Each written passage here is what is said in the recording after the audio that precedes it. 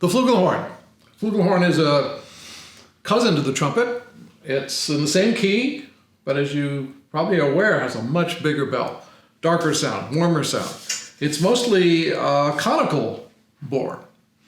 Most trumpets have a great deal of cylindrical tubing in them, but this is from about here. It's this getting bigger and bigger and bigger all the way. Thus, it's much warmer and intimate sound.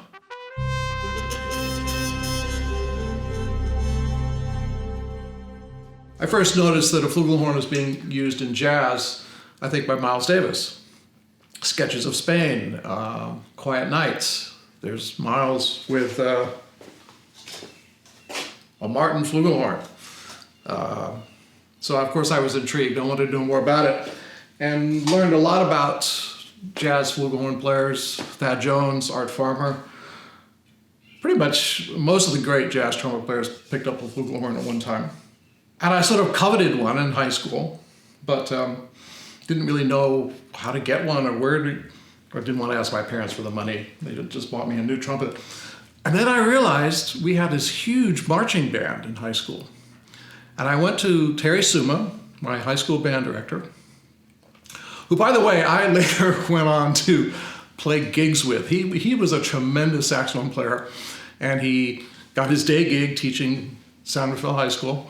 But he and I ended up playing like the Fairmont Hotel together, and met a number of years later. But he was a wonderful, wonderful jazz player himself. And I said, look, do you have any flugelhorns for the marching band? And he said, as a matter of fact, we do. I said, are they being used? He said, well, I know one of them isn't. I said, well, can I borrow it for the jazz band? So that was my first flugelhorn. To be honest with you, I don't know what it, probably a quinoan, because those were the ones of choice back in the late 60s. I left high school, I had to give it up. So I was going to college in Santa Barbara and wanted a flugelhorn. So I went downtown to the pawn shops and started looking around. And sure enough, in the Santa Barbara downtown State Street pawn shop, I found this baby. And I still have it. I didn't know at that time, it's an Olds.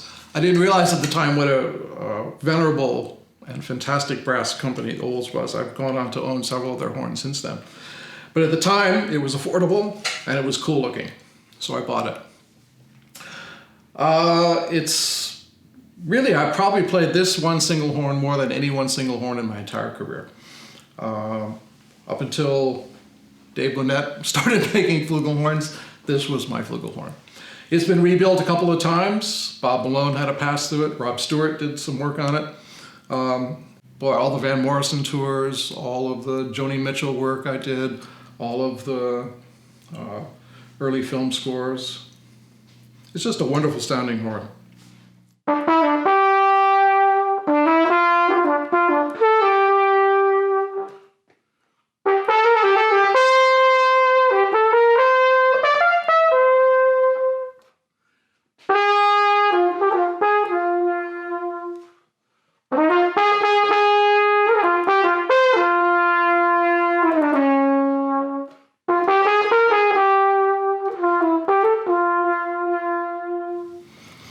Yeah, I still love this horn. It plays so good, so much fun to play. So one little known fact about my professional career is I actually did 2 tours as a professional pianist.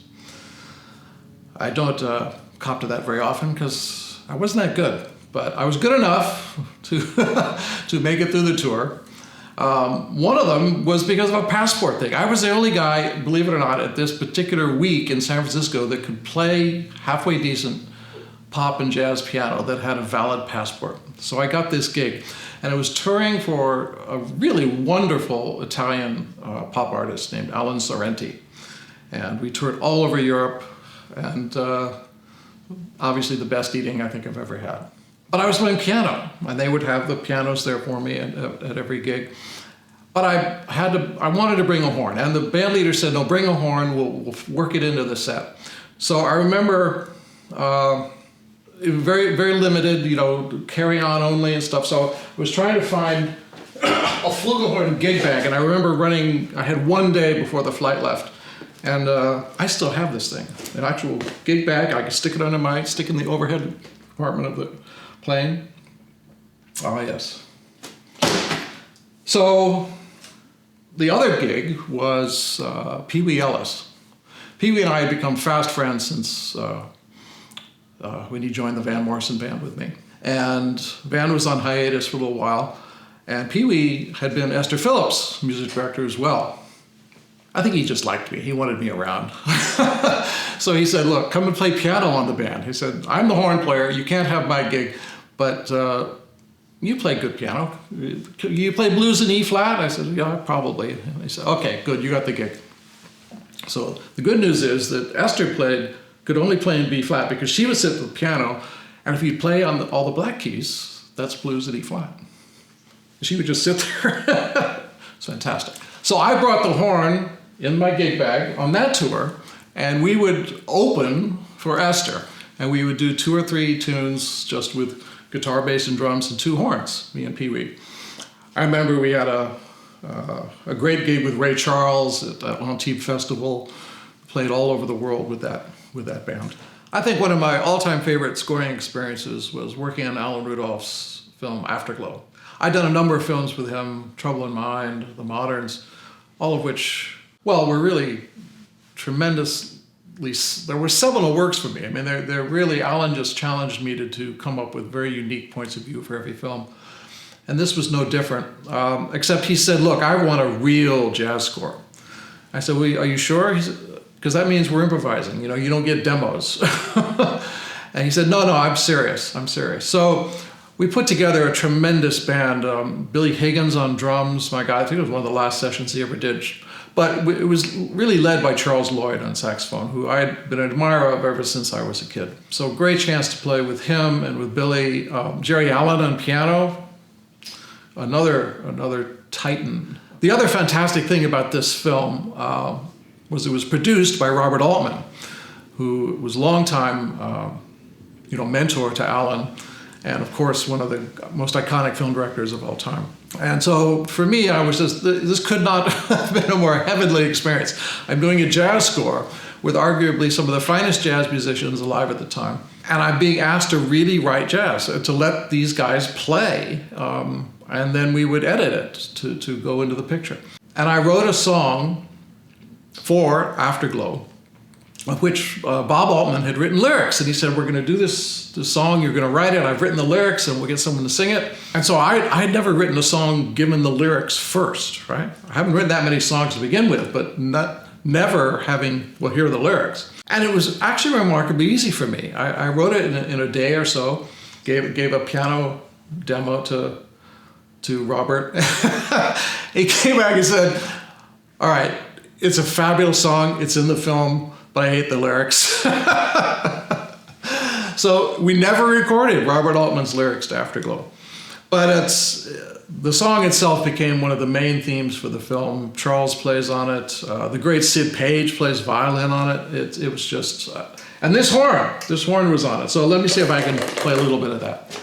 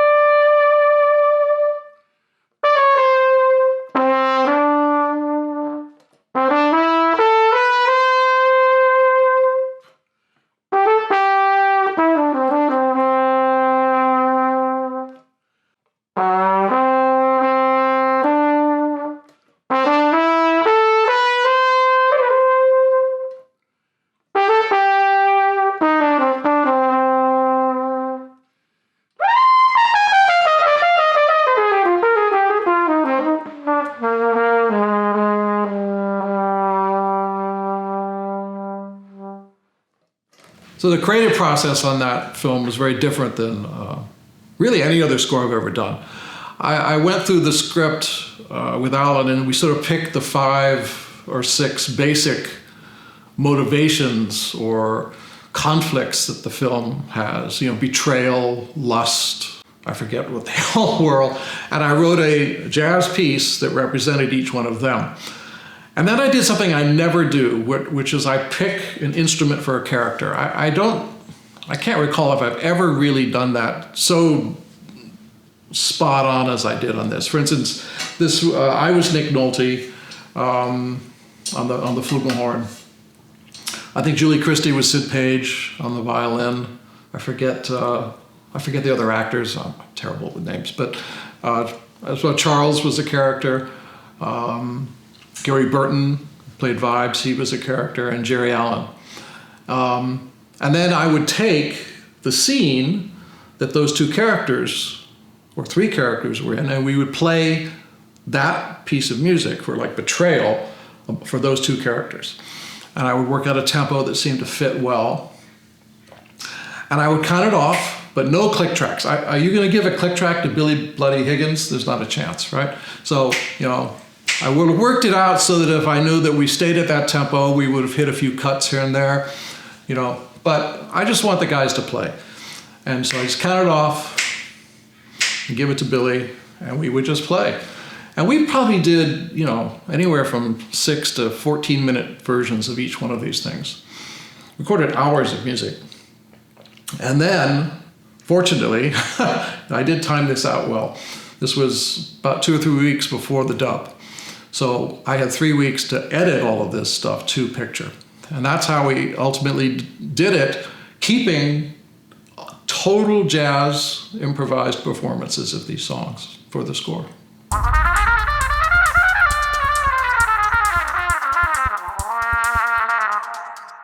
I don't know if I have a or the favorite memory with this horn, but I can tell you that I have, of all the horns I own, I have maybe the highest just general affinity and love of a horn. It's, it's not an expensive horn. It's just one that for some reason, if my chops are down and I get scared to pick up the trumpet, which does happen to me occasionally, I felt I could always pick up this horn and I could play music on it. I could get something musical out of it because it's not a horn that stands out that you have to play fast, or you certainly don't have to play high on it. And you could just play 3 or 4 notes, and if you got a beautiful sound out of it, you could be happy creating on it. And for some reason, I just always trusted this horn for those 3 notes. Biggest regret about this horn, oh my goodness. I don't know if I have any regrets about this.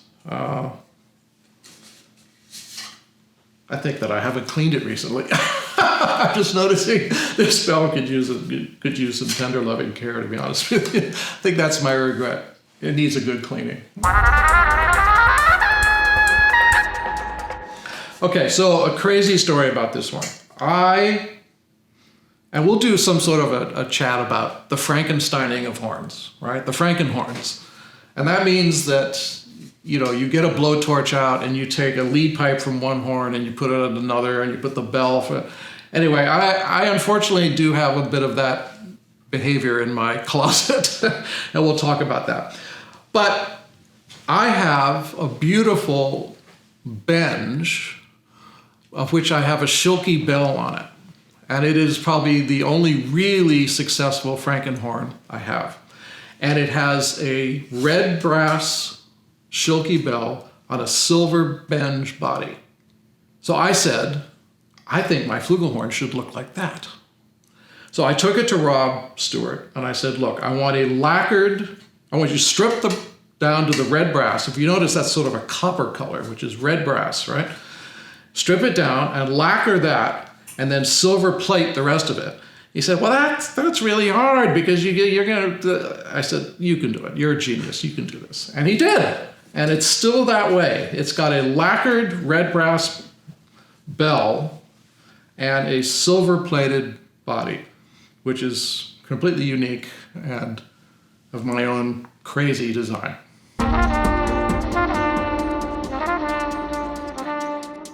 Well, I think it's a bit of a corollary to the earlier question you asked. And it really is just that a horn doesn't have to be insanely expensive. An instrument doesn't have to be insanely expensive. It just has to have a character to it. And I think it's one of the reasons that there's only a few companies that have made horns that I've ended up gravitating to. And Olds is one of them. And I think it's because every horn of theirs that I've ever picked up has a character. And it connects to me. I feel that my character connects to its character, and therefore my voice can be heard through that horn. And the Olds being really one of the first instruments I ever bought, really the first instrument I ever bought with my own money, and of my own choice of brand, it's just been a good friend and just a beautiful instrument my whole life.